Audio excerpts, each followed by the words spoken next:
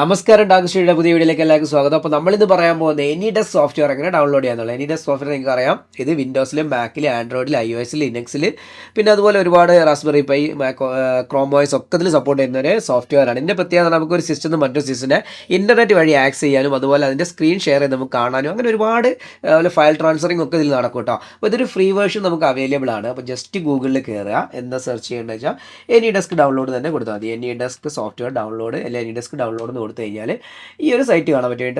anydesk.com എന്നുള്ള original website കാണാൻ പറ്റും. അതിൽ കയറാം. അപ്പോൾ നമുക്ക് ഇതുപോലെ സംഭവം കിട്ടും. ഇതിൽ നമുക്ക് ഏത് വേർഷനാണോ വേണ്ടത് സെലക്ട് ചെയ്യുക. അപ്പോൾ ഞാൻ മാക്കിൻ്റെ ആണ് ഇപ്പോൾ ചെയ്യാൻ പോകുന്നത്. ഡൗൺലോഡ് കൊടുക്കുക. ഓക്കെ, ഡൗൺലോഡായി 11 MB ചെറിയ സൈസിലൊരു ഫയലാണ്. ജസ്റ്റ് ഓപ്പൺ ചെയ്യുക.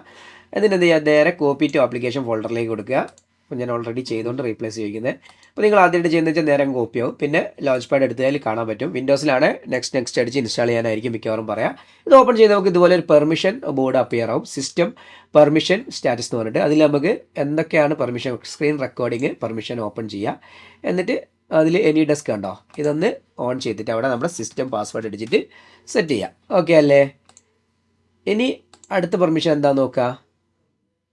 റിക്വസ്റ്റ് ആക്സസിബിലിറ്റി ഡിനൈഡ് ആണ്.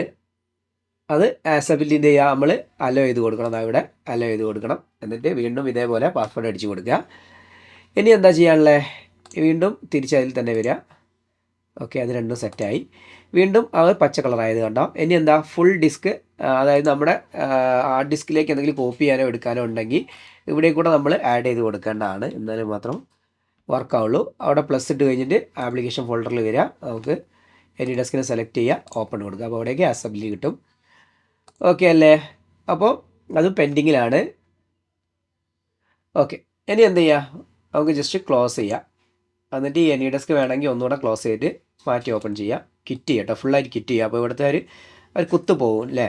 വീണ്ടും ഓക്കെ, ഇവിടെ ഒരു ഇൻസ്റ്റാൾ എന്നൊരു ഓപ്ഷൻ കാണാൻ പറ്റും. അതൊന്ന് കൊടുക്കുക. എന്നിട്ട് പാസ്വേഡ് കൊടുക്കുക.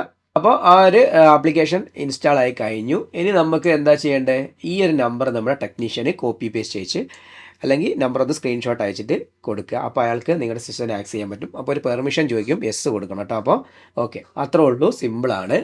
അപ്പോൾ നിങ്ങൾക്ക് ഈ വീഡിയോ ഇഷ്ടപ്പെട്ടെങ്കിൽ ഒന്ന് ലൈക്ക് ചെയ്യുക, ഷെയർ ചെയ്യുക, സബ്സ്ക്രൈബ് ചെയ്യുക. അടുത്തൊരു വീഡിയോയിൽ കാണുന്നവരെ ബൈ.